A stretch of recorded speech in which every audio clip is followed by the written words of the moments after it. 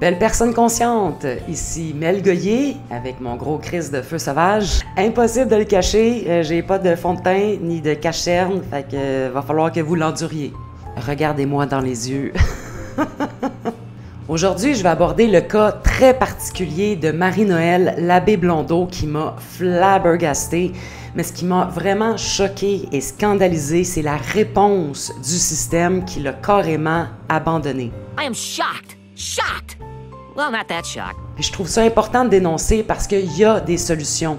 Cette fille-là a 3 combats. Premièrement, pour survivre, parce que ce qui s'en vient, vous allez le voir, là, c'est assez raide. C'est pas un petit rhume ou un petit feu sauvage, là. Deuxièmement, son combat contre le système québécois qui, vous allez le voir, non seulement le laisser tomber, mais le pousser dans la marde en esti. C'est vraiment triste. Et troisièmement, pour la sensibilisation de la population à sa réalité qui est vraiment méconnue. Mais avant de commencer, je t'invite à liker cette vidéo, à t'abonner à ma chaîne YouTube si ce n'est pas déjà fait et à activer la petite cloche pour être avisé dès que je vais sortir un prochain épisode. Donc, si vous êtes prêts, voici la 4e capsule de Mel Goyer en liberté.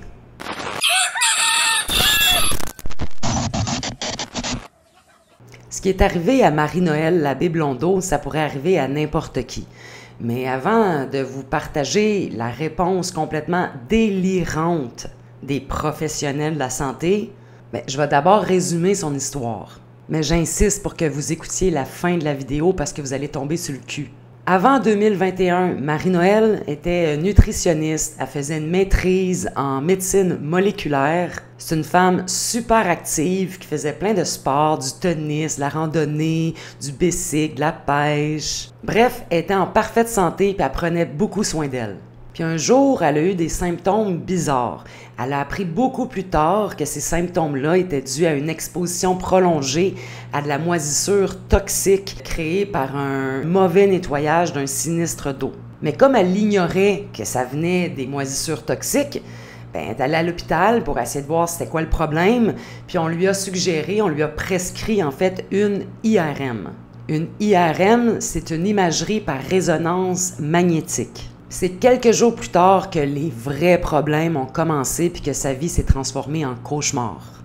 Parfois, pas tout le temps, mais ça arrive qu'avant de passer une IRM, on va t'injecter du gadolinium. Ça, c'est un métal lourd qui sert en fait à clarifier les images qu'on veut aller voir. Donc en février 2021, c'est ce qu'a reçu Marie-Noëlle, une injection de gadolinium avant de passer son IRM. Elle s'est jamais fait expliquer les risques, c'était sûr et efficace, c'était pris pour acquis. Elle a accepté l'injection, elle a passé son IRM et dans les jours qui ont suivi, sa santé a commencé à dégringoler. Là, mon but, c'est pas de faire peur aux gens qui doivent passer une IRM, OK? C'est juste que depuis 2020, on le sait que le consentement éclairé, c'est bien important. Donc, je vais vous donner l'information pour vous permettre de faire un choix éclairé. Parce que comptez pas sur les médecins pour faire ça, hein? Non. En réalité, il y a environ 1% des personnes qui ont reçu une injection de gadolinium qui ont une réaction, des séquelles, soit sévères ou légères. Marie-Noëlle, malheureusement, c'est un cas sévère, puis il y a même des gens dans son état qui en meurent. Pour vous donner une idée, là, on parle de problèmes cutanés, de problèmes digestifs, d'acouphènes, de palpitations, de brouillard cérébral, de troubles cognitifs, de problèmes neurologiques, de fatigue chronique et un dysfonctionnement de sa colonne vertébrale et de ses épaules. Elle a vu sa santé se détériorer rapidement, puis voici une vidéo qui montre la difficulté qu'elle avait à marcher.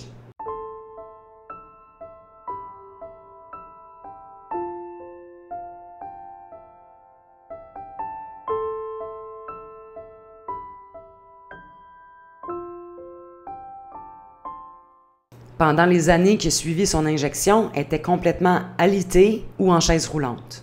Puis malgré un état de santé affaibli, Marie-Noëlle a commencé à faire ses recherches. Elle a ensuite dénoncé sur les réseaux sociaux, est très active sur TikTok, donc du moment qu'elle a un petit regain d'énergie, elle fait une vidéo. Puis on peut dire qu'à force de fouiller puis de se renseigner sur le sujet, elle est comme devenue une experte. Mais c'est à la base une citoyenne comme toi puis moi, là, qui avait aucune idée de ce qui était en train de lui arriver. Ça lui a pris environ 1 an avant de faire le lien avec son injection au gadolinium. Puis en passant, elle a essayé pas mal tout ce qui était à sa portée. Je le mentionne parce que souvent dans les commentaires de ses vidéos TikTok, il y a des gens qui lui offrent plein de conseils non sollicités. « Ah, tu pourrais faire un jeûne, ah, tu pourrais prendre l'argile, ah, tu pourrais faire ci. » Je veux dire, la fille, elle part de loin, là. Elle a vraiment essayé beaucoup de choses. Elle sait c'est quoi la solution, je vais vous en parler bientôt, mais vous allez voir, c'est pas simple que ça.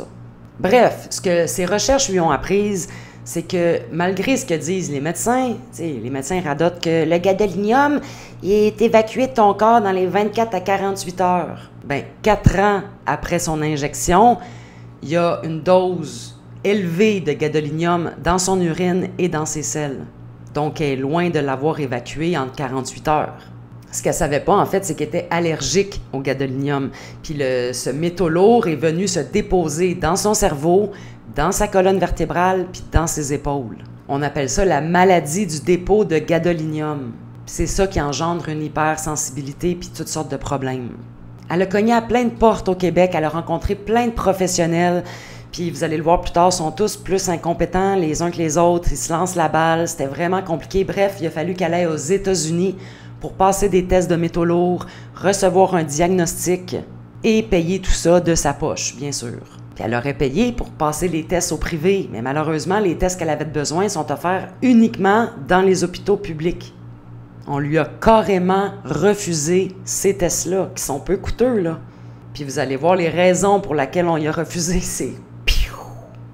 Que c'est possible de se rencontrer, ça va pas bien. Aujourd'hui, je suis aux consultations à l'urgence. OK. Mais je dis, moi, je vais demander la psychiatrie, là, si tu viens. Je fais aucun test, voyons aucune donc. prise de sang, et je te spécialise pas en médecine interne, OK? Toi ici, tu veux pas voir un psy. Pourquoi vous faites ça? C'est ma job de faire ça, Marie-Noël. Moi, je suis spécialiste en médecine Je interne. suis même plus capable de marcher, j'ai des pertes Je comprends. d'équilibre. Je comprends que ça va pas bien, ça, je suis 100% Mais d'accord. là, ça n'a pas de bon. Non, mais non, tu me diras pas comment faire ma job. Je vous dis juste que j'ai besoin de votre aide. D'accord avec toi que t'as besoin d'aide. Tu sais, ça marche pas, là. Tout à fait d'accord avec toi que ça marche pas bien, ça marche pas bien depuis la première fois qu'on s'est vu. Depuis 1 an que ça traîne comme ça, Il va falloir que tu comprennes.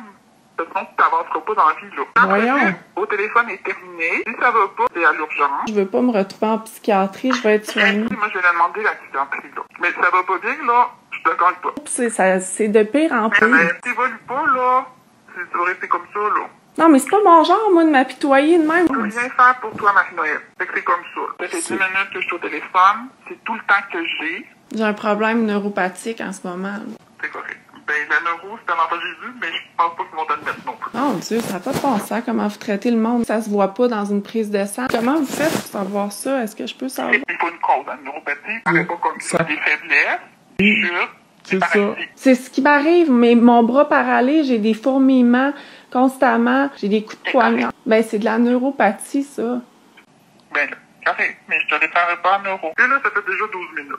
Je n'ai fait plus que ce que je pensais faire. Je peux pas dire que t'es pas bien traité, là, maintenant. Vous m'avez fait faire une prise de sang. Quel examen que vous m'avez fait faire? C'est correct.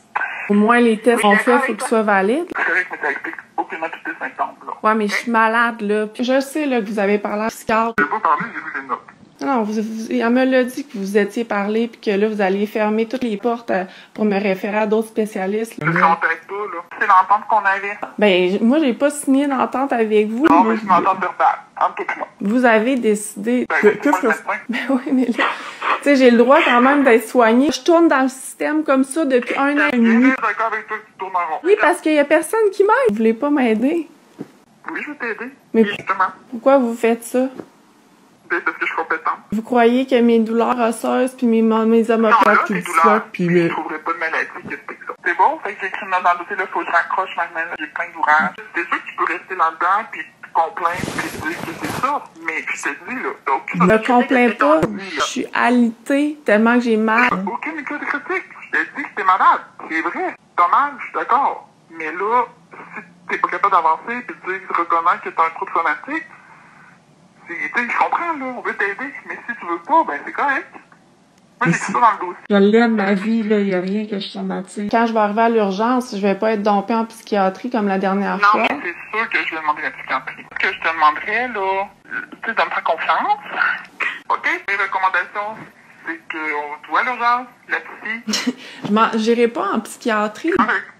Ils me soigneront pas avec une pilule. Tu feras pas en hémato, tu feras pas en neuro, je peux te le dire. Admis à quelque part d'autre. Ça n'arrivera pas, là.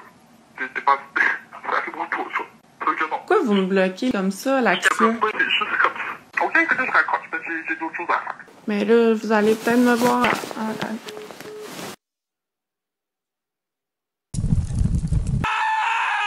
Puis à force de dénoncer sur les réseaux sociaux, Marie-Noël a attiré l'attention de Novo, qui ont fait un petit reportage avec elle. Je vous laisse entendre un extrait.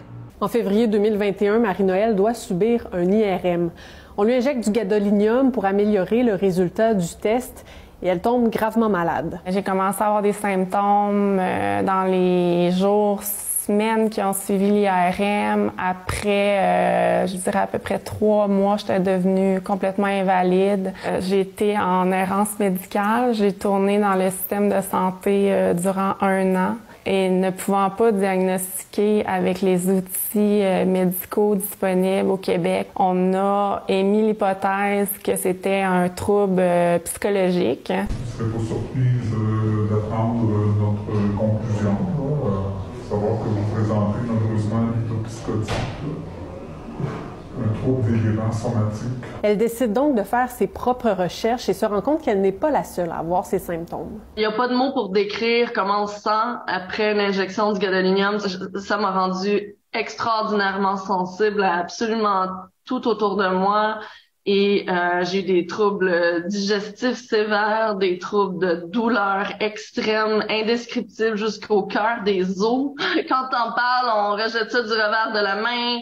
Soit on te dit que tu lis trop l'Internet, là, puis que c'est de l'anxiété, alors que c'est absolument ridicule. Il y a aucune émotion qui peut causer des symptômes aussi intenses. J'ai compris la gravité de cette problématique-là, puis tout l'enjeu de pas pouvoir me faire soigner au Québec. Ici, Santé Canada reconnaît qu'il y a des risques que le gadolinium se dépose dans le cerveau lors de son injection, mais conclut qu'il n'a aucun effet sur le corps. Aux États-Unis, la Food and Drug Administration conclut la même chose.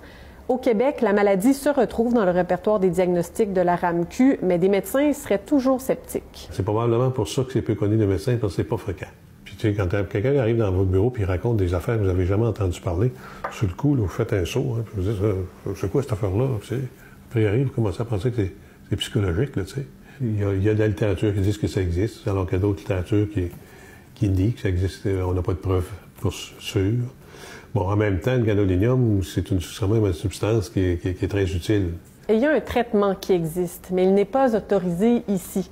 Interrogé à ce sujet, l'INES nous explique qu'un avis de conformité a été émis par Santé Canada, mais que le fabricant n'a jamais soumis son produit pour évaluation. Santé Canada était pas mal moins pointilleuse quand c'était le temps d'autoriser des injections expérimentales durant la pandémie, non? Ça a vraiment été le désespoir, puis là, j'ai décidé que j'allais aller aux États-Unis pour avoir un diagnostic parce que je savais que j'étais à risque ici, non seulement de ne pas avoir d'aide, mais que le système de santé me cause préjudice en voulant essayer de me soigner pour quelque chose qui n'était pas la vraie cause.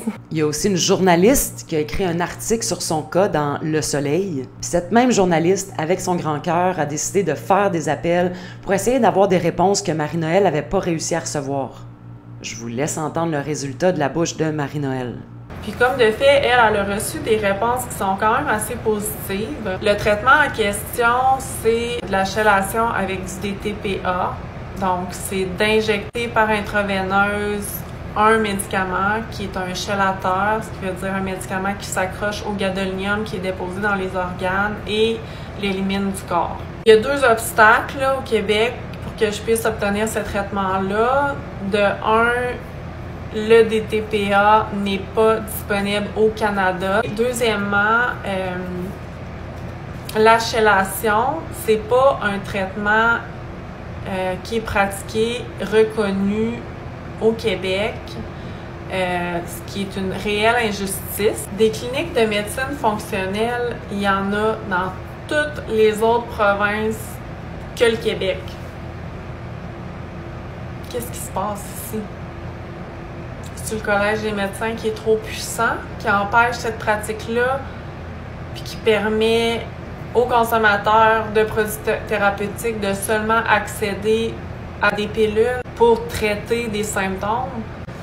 ça fonctionne pas. Faut pas traiter des symptômes, faut retirer ce qui est toxique. Donc, on ne cadre pas avec l'approche médicale qui est prônée au Québec et on se retrouve abandonné complètement par le système. Et là, le médecin est revenu vers moi en me disant la discussion a été très brève. Elle a fermé la porte tout de suite en disant que c'était dangereux puis qu'elle n'avait pas l'expertise. On ferme la porte, c'est terminé. Je l'ai déjà fait, la chélation. J'ai eu 5 traitements aux États-Unis, je tolère le traitement. Donc, on peut pas dire que c'est trop dangereux en se débarrassant, comme les 20 autres médecins que j'ai rencontrés avant. Donc, je n'étais pas surprise, mais quand même déçue. Là. On parle de ma vie, puis je suis rendue à l'aide médicale à mourir.